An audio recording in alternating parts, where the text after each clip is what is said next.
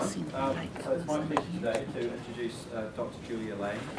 Julia identifies as a New Zealander, having lived in New Zealand and lived in America too, as you said. And that's for you, Sean.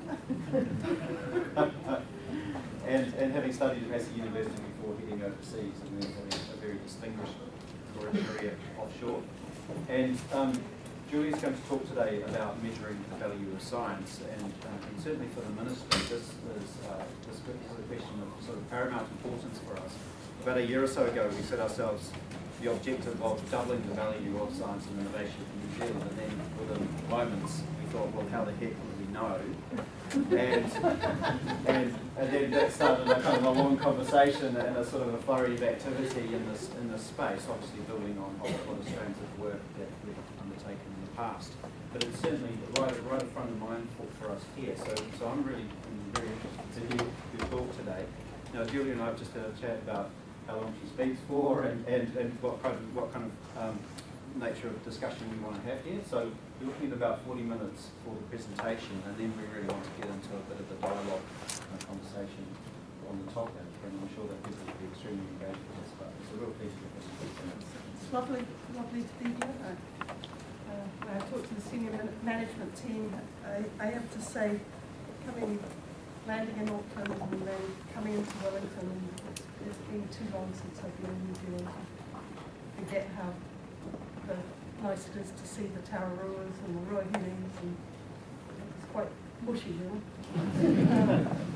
So, even though I said I'd talk for 40 minutes, what we'll do, please feel free to interrupt. I don't want to just go on for 40 minutes. That does not mean you, Dave Murray.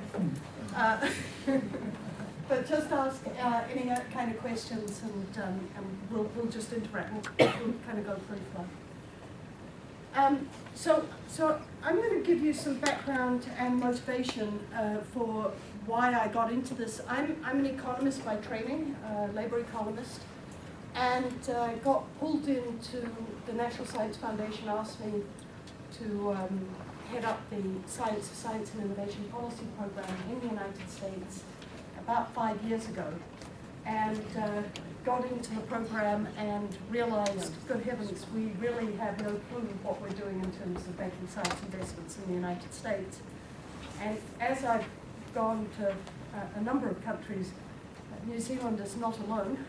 This is kind of the Wild West in terms of our understanding what's going on. So I'm going to give you some background and motivation. And what I want to do is what we did when we started up the SciSIP program was step back and think about what would a conceptual framework look like? What are we trying to measure here? And once you've set up that conceptual framework, then we'll talk a little bit about an empirical framework, and then how things might be applied to science policy more generally. So the background and motivation, the real driver for this was Jack Marburger, who was the science advisor to President Bush. He was a really good guy. He was a Dem, but trying to work with the Republican administration. And he was a physicist by training, and he came in, and what he made a call for at the AAAS Science and Technology Policy Forum in 2005 was, he said, here I am, I'm sitting in the cabinet, people are making claims about which are substantiated with some evidence about the results of investments in health and transportation and education, welfare, labor. And he says, I don't have any clue on why I'm recommending investments in different areas in science. Everything is driven by anecdote. And so what he called for was a science of science policy. And as a result of that, two things happened. He was obviously the head of the Office of Science and Technology Policy, and they set up an interagency group, a White House interagency group of 17 science agencies called the Science of Science Policy Interagency Group, imaginatively labeled. And then they said, in order to build a scientific basis, what you needed to do was get bunches of really smart people to come in and think about what the theoretical and empirical framework should look like. And that's the SciSIP program, the Science of Science and Innovation Policy Program. And that's the one that I ran. And I was the co-chair of the White House Interagency Group. It was really putting together the policymakers and the academic community in a very explicit fashion. And that's a picture of Jack. He's a great guy. And this is a picture of the editorial that came after he made that speech. He wrote an editorial in Science. And the key questions are pretty much what you guys are used to seeing. How much should a nation spend on science? What kind of science? How much from private versus public sector? Does the demand for funding by potential science performers imply a shortage of funding or a surfeit of performers? And they asked and answered, but what we really called for was a scientific basis for science policy. That's a good article to take a look at. So that's the background.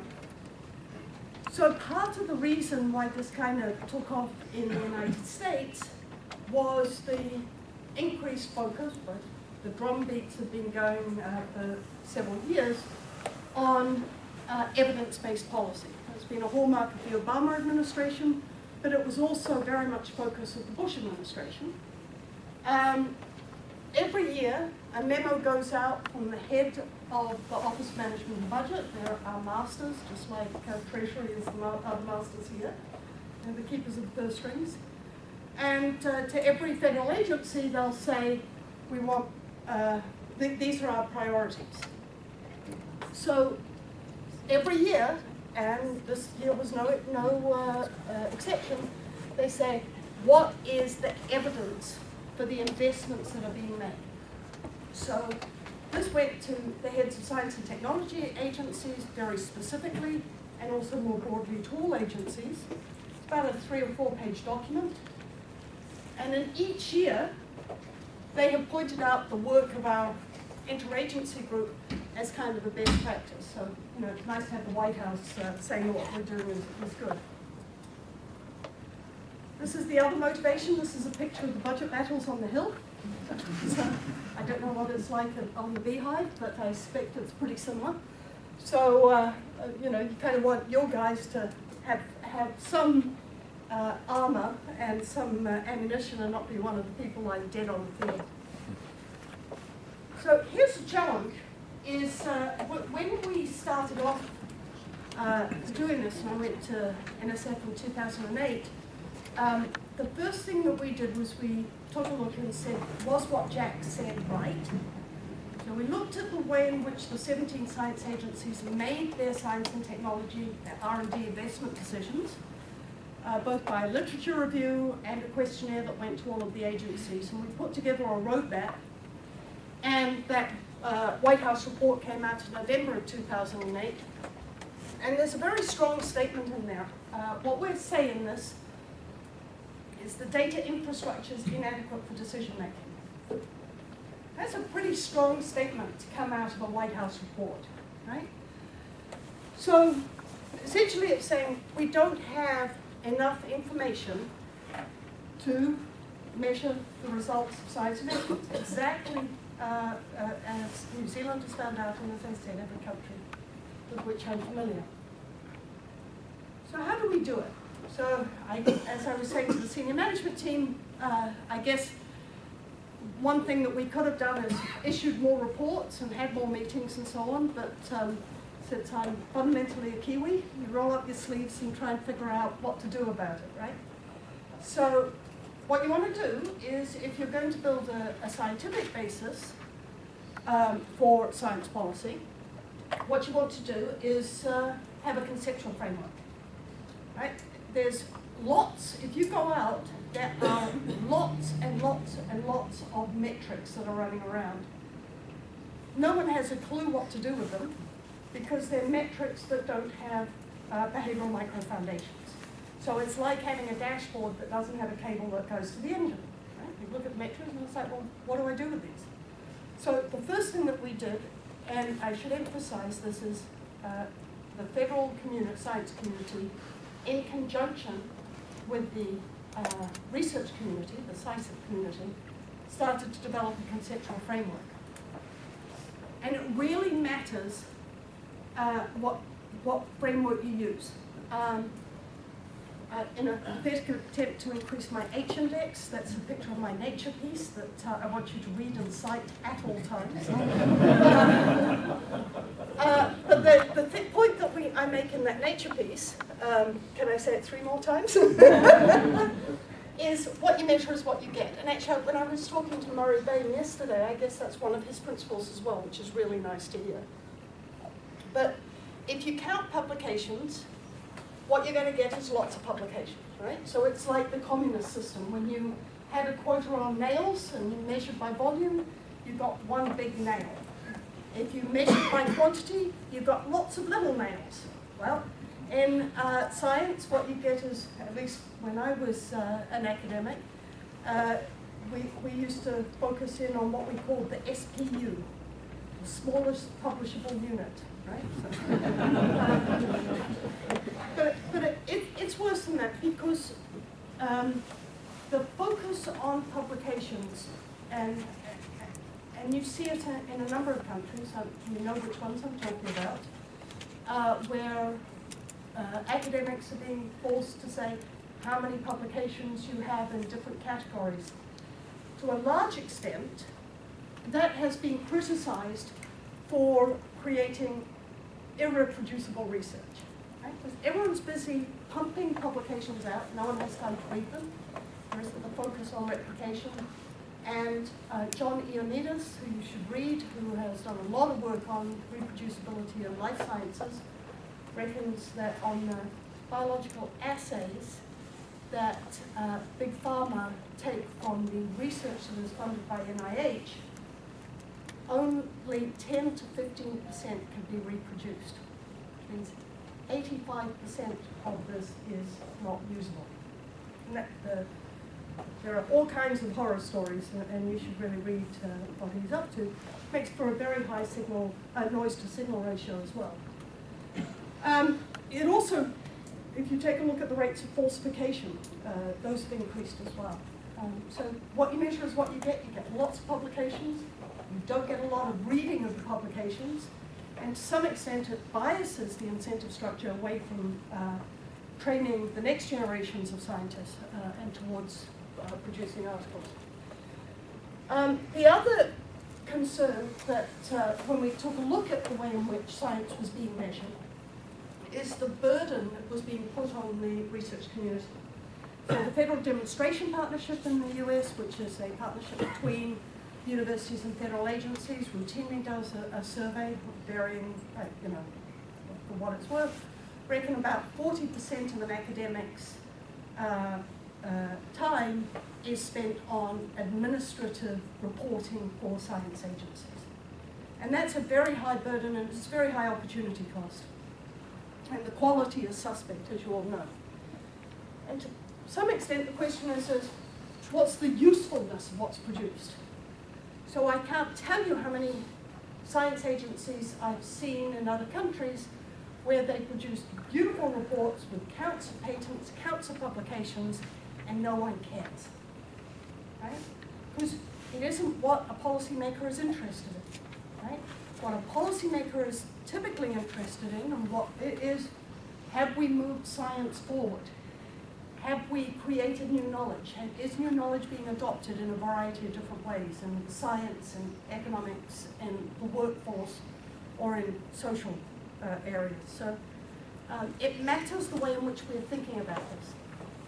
So I'm not going to spend too much time beating up on bibliometrics because I'm seeing lots of people nodding their heads. So maybe I don't need to convince you that bibliometrics is not the right conceptual framework. Bibliometrics is about documents, and science is about people. Right? So what we're should be really interested in is developing a scientific basis that has micro foundations. So how do you build something like this? So again, if you start into this field, you see all kinds of pictures where people are trying to build complex descriptions of the scientific enterprise. You've got funding R&D, performing research, communicating the results, applying the knowledge, and you get lots of boxes that start to describe what's going on, which always reminds me of this cartoon, which is, if only it were so simple. And so what we did was we kind of stepped back and said, let's try and make it as simple as possible. Let's try and have a relatively simple conceptual framework. And so this is the picture that I'd like you to be thinking about. Okay? So, and once you build this, then that's going to inform the development of the empirical framework that's going to help us to think through the types of questions that are interesting. So, what tends to happen in science policy is people say, oh, we funded, or we made an investment, and then by God, we're going to track the results of those investments. And I'm going to argue that's completely the wrong way to think about things. Okay? Because if you want to think about the creation, transmission, and adoption of ideas, or adoption of knowledge, which is what science is about, that's done by people.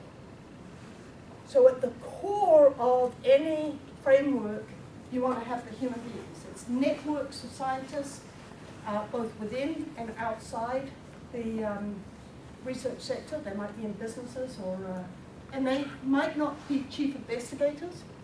They could be postdocs, graduate students, undergraduate students, and so on.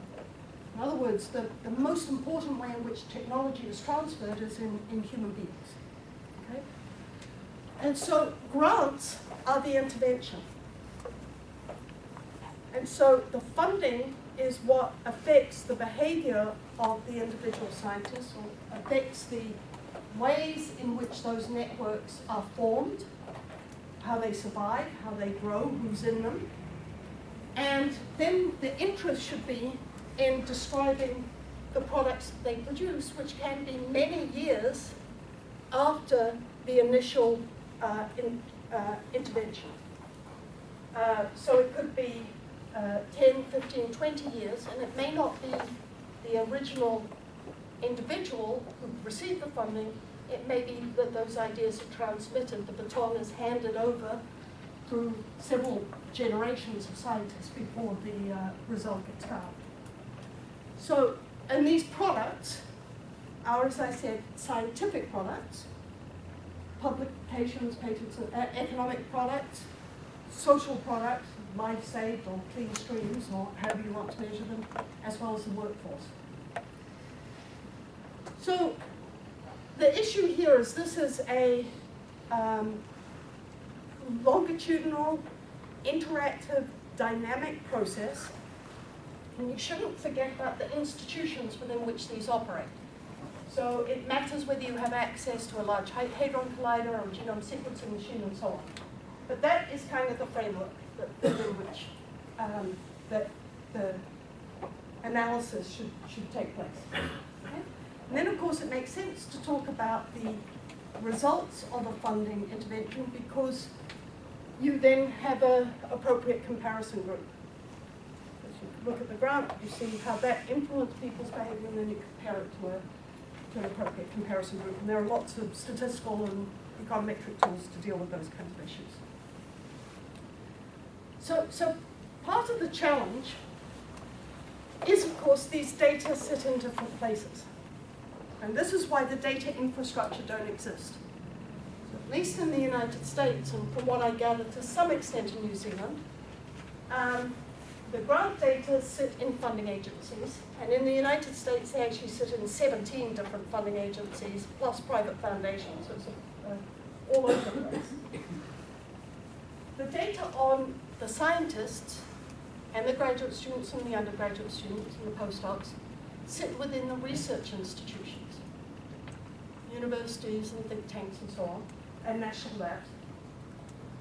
And these data sit in patent offices or publication houses, or on the web, YouTube videos, blogs and so on, conference proceedings, so they sit in a variety of different places.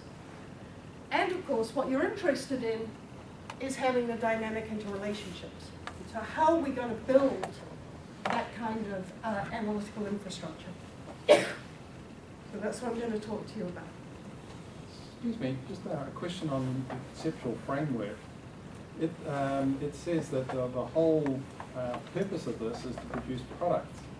And as long as you're producing products, you're doing a great thing. Where are the feedback loops from the products back to the grants, to the institutions, and to the people within that? So when I'm talking about products, I'm talking about products very generally, scientific, economic, social, and so on. And actually, you're absolutely right. As I was looking at this, I realized a little arrow should have gone in here. There's an arrow missing. You're exactly right. Yeah, because obviously, the more vibrant an area is, the more you generate. So this is an endogenous process. Yeah. Thanks. Thank you. Any other comments? I wonder about politics and where that fits into that. So the question is at the back, wondering about the politics. Yeah, so we're interested in describing the data infrastructure. So the people that I funded at NSF, we funded sociologists, political scientists, organizational sociologists, anthropologists, all of whom have a different take on the different types of structures. But once you build the data infrastructure, and it doesn't just have to be quantitative, it can include qualitative, because that obviously you need the qualitative analysis to inform the development of hypotheses. Once you've got that, you can start to draw some inferences. But yes, what a shock that politics might influence decision making. Not evident.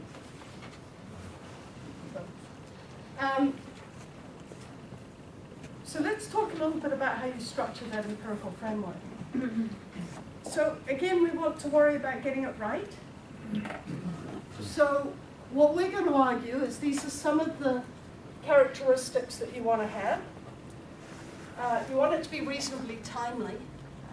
One of the things that's happening at NSF in particular is there's been a lot of criticism of the 2-year delay that comes from surveys.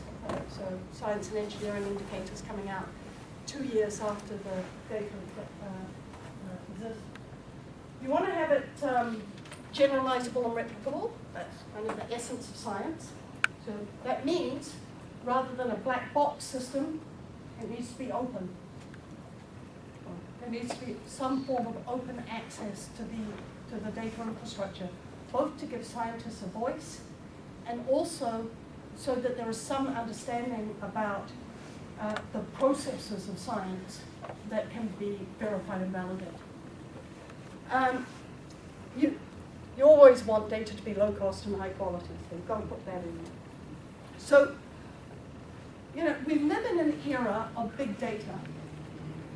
So almost all economic, scientific, social activity occurs electronically. It doesn't make any sense to make principal investigators report on the results of their research. A, they can't do it. B, they don't want to do it. And C, they do a lousy job. Right? So, for example, let me pick on the Germans. All right, I sit on the Wissenschaftsrat and for the large-scale social infrastructure.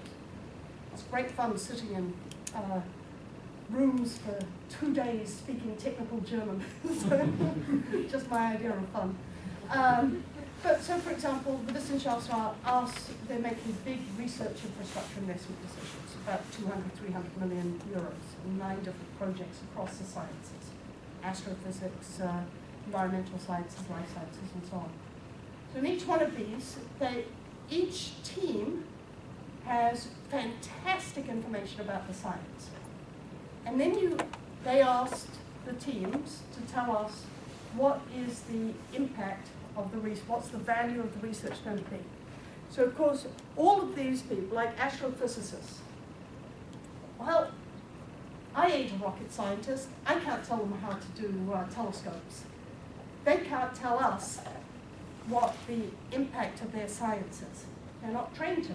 They don't have an understanding of what it looks like. So what they'll do is they'll say, oh, the wages are going to be high and people are going to get jobs in firms, and I know this because my friends tell me. about at that level of discussion. So trying to get researchers to tell you is a waste of their time. They're better off doing astrophysics or life sciences, not trying to report the results of their research, which might be 10, 15, 20 years down the line anyway. So how do you build a system? Well, capture the data automatically. You can think of Google Scholar, citations, and so on, where information is captured automatically, and just get them to validate it. Okay? And to get an understanding of what research that they're doing, use, for example, new text mining approaches. And I'm going to give you some examples of what we did.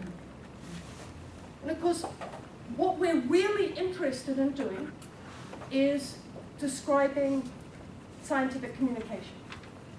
We're really interested in understanding what networks look like and how research areas are formed. So I'm going to take a little bit of a risk here. Do I have sound on this? Yes, I'll just have to be very low for standby.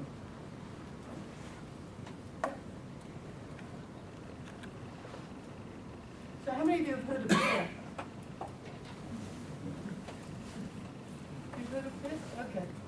So this, I'm not sure if it's going to work, but we'll give it a shot. We're not going to get sound. Oh, we got it? Okay, so this is, I want you to be thinking about this in the context of understanding science.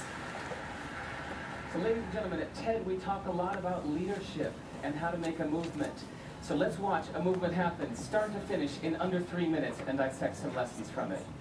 First, of course you know, a leader needs the guts to stand out and be ridiculed.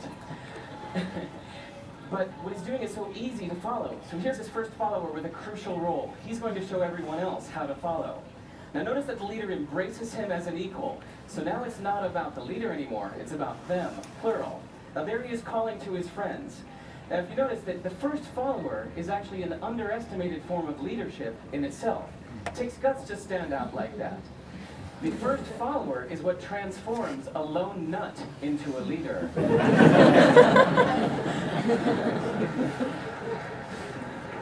And here comes a second follower. Now it's not a lone nut, it's not two nuts, 3 is a crowd, and the crowd is news. So a movement must be public. It's important to show not just the leader, but the followers, because you find that new followers emulate the followers, not the leader. Now here come 2 more people, and immediately after, 3 more people. Now we've got momentum. This is the tipping point. Now we've got a movement. So, notice that as more people join in, it's less risky. So those that were sitting on the fence before now have no reason not to. They won't stand out, they won't be ridiculed, but they will be part of the in crowd if they hurry. Over the next minute, you'll see all of those that prefer to stick with the crowd, because eventually they would be ridiculed for not joining in. And that's how you make a movement. But let's recap some lessons from this. So first, if you are the type, like the shirtless dancing guy, that is standing alone, remember the importance of nurturing your first few followers as equals. So it's clearly about the movement, not you. Okay, but we might have missed the real lesson here. The biggest lesson, if you noticed, did you catch it? Is that leadership is over-glorified. That yes, it was the shirtless guy was first, and he'll get all the credit, but it was really the first follower that transformed the lone nut into a leader. So as we're told that we should all be leaders, that would be really ineffective. If you really care about starting a movement, have the courage to follow and show others how to follow. And when you find a lone nut doing something great, have the guts to be the first one to stand up and join in. And what a perfect place to do that at TED. Thanks.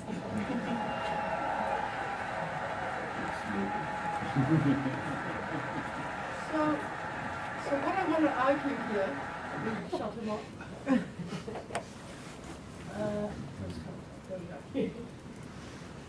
So what I want to do is to make the argument that that interaction of people, that's exactly what science is about. Right? That's how you know when you've created a field. And there are ways to capture that information now both in terms of data, in terms of science, graph theory, in terms of computational science, graph-oriented data network, databases, and we've got new data. So we don't have to stay with the 1970s way of thinking about how to capture the results of science. We have the capacity to capture information in new ways. So I'm going to show you a little bit about how we did that. So how do you capture information on grants without having principal investigators fill out fields of research?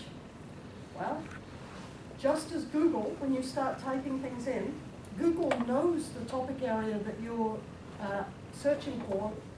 It hasn't created fields of research. It's used computational natural language processing to create bags of words that identify topic areas and identify similar topics.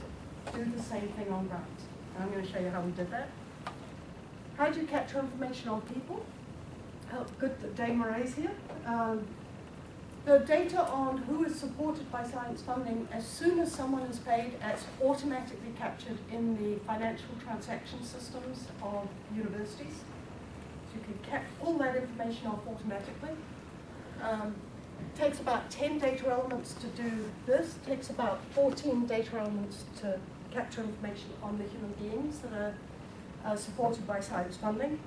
And you can capture that automatically. And you can capture information on what scientists do. They'll tell you. It sits in their CVs.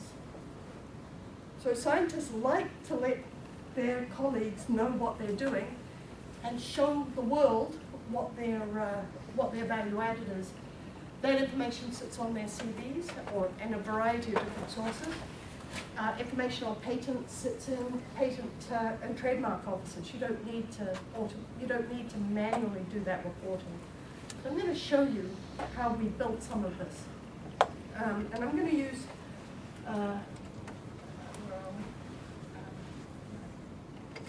Yep.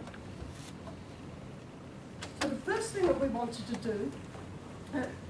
I'm going to give you a couple of examples from the United States and then one from France. So the first thing that we wanted to do was first just describe what investments we had made in science. So at NSF, we could tell you what programs had been invested in, but we couldn't tell anyone what research had actually been done. So what we did was we actually put together 10 teams of researchers. I'm not sure if this is going to work. I may have to flip to Firefox. No, here it works. Okay, but we'll be ready to switch if we have to. And so we took 200,000 text proposals, and we did topic modeling on those proposals. And then what we did was we had information on the organizational structure. So now we're able to say how many awards have made in which areas. And, okay, does anyone have a particular area they're interested in? This is National Science Foundation. We've got a physicist, so I'll Supersonic flight. Beg your pardon? The next generation of supersonic aircraft. No, so this is NSF. So it's Okay, by. fine. So we're going to start off by looking at the directorates first of all. I'm going to show you an organizational portfolio and then an individual portfolio, and then we'll look at the topic area. So let's look in.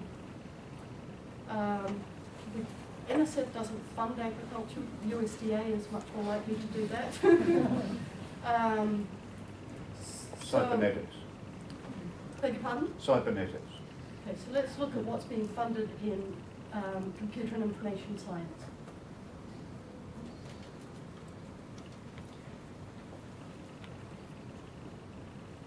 So this is going to show what topic areas have been funded. So it's looking from an organizational structure. Oh, I clicked the wrong thing. And we're going to look at the topics that have been funded. So this is driven by the proposals that have been submitted to NSF.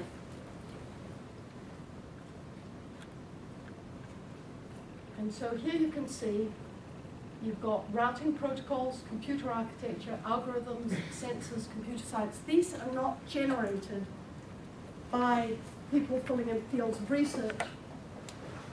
But what you see here is the bag of words that is the co-occurring words that are generated by the text. Okay? You can see the number of awards and the dollar amount that's been invested in those topic areas. If I'm interested in particular in routing protocols, yep,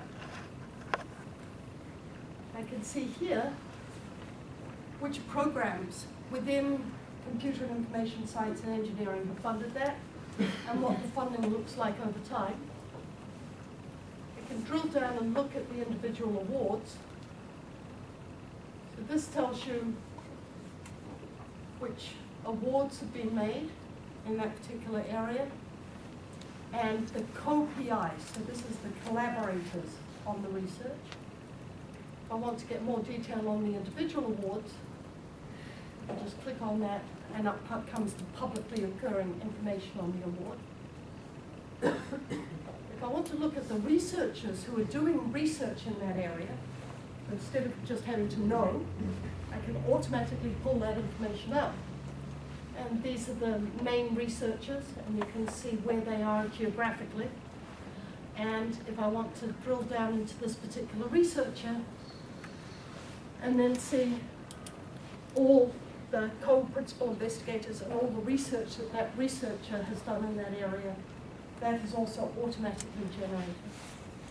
And if I'm interested in the institution that are primarily doing research in that particular area, again, that gives me the institutional framework. So I've got the grant information, the people information, the institution information. So that came at it from understanding the portfolio of one particular division within NSF. So I was coming at it from an organizational structure. If I want to look at people who have expertise in a particular area, then what I can do is type in a particular area. Now, you said cybernetics, so let's see if we're going to pull anyone up in that area. So we've got cybersecurity, cyber infrastructure, cyber physical systems. So if I want to look at, or people, if for example you're interested in earthquakes. Okay? So this is not a search engine per se that goes in and looks for all keywords associated with earthquakes. Because it's topic modeling, it gives you a context. So here you can see, this is earthquake, fault, slip, rupture, deform, action. So that's a topic with those co-occurring words. This is a different type. There's a whole set of different research that is seismic, velocity, mantle, depth, structure, station Earth. You can see that the context is completely different. And here it's earthquakes in the context of natural hazards. So each one of those gives you a different picture.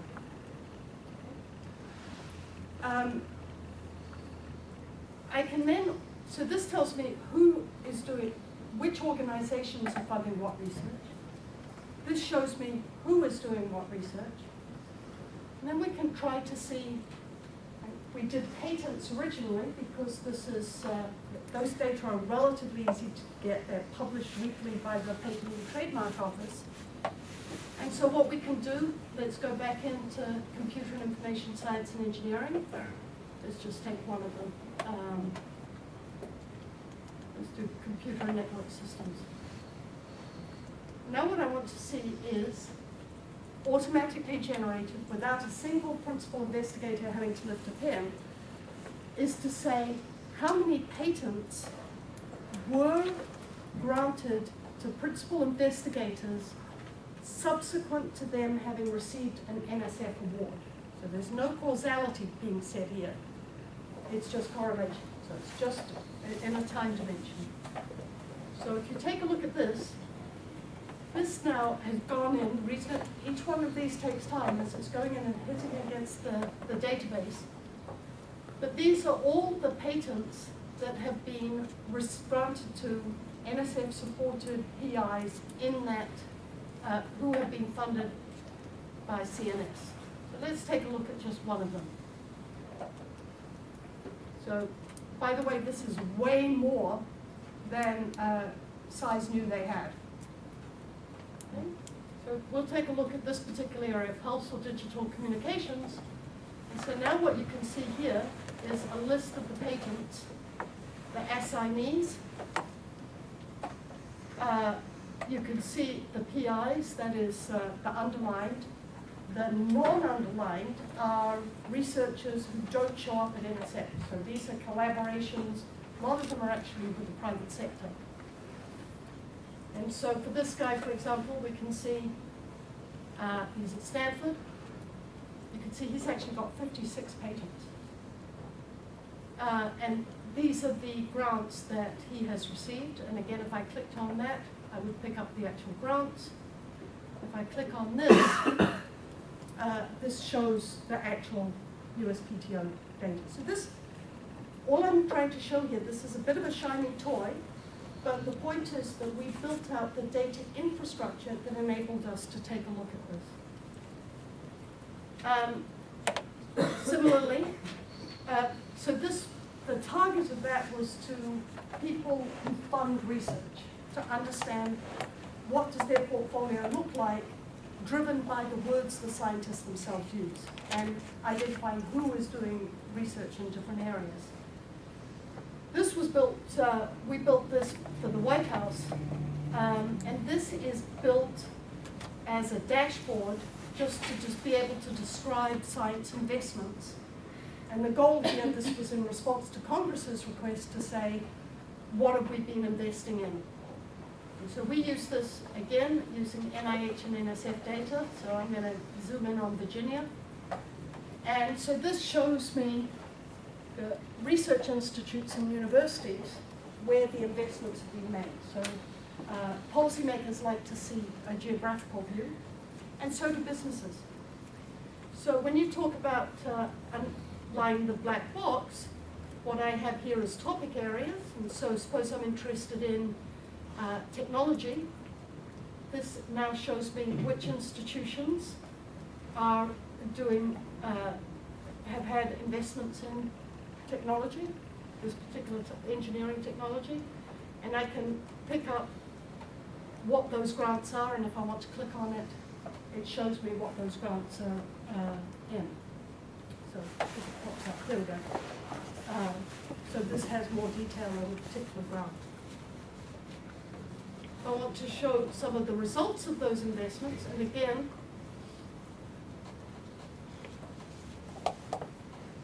there we go. And I'm going to look at patents for right now, just again because we built that link in. You can then see, okay, where are the patents coming out? So again, let's zoom into Virginia. And you can say which patents have been granted. It's the same link. It's patents that have been granted to NSF-funded researchers subsequent to them having received a grant. And so now what we can do, sorry.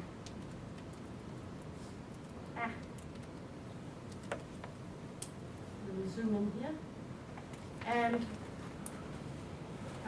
sorry, I'm not used to working with Internet Explorer. I don't like. So I can pick in a particular area, and then if Internet Explorer were behaving it, you'd see the actual patent behind it. Yeah. How often are these data sets, or rather, altered? So I'm assuming that you're sucking from a lot of different places.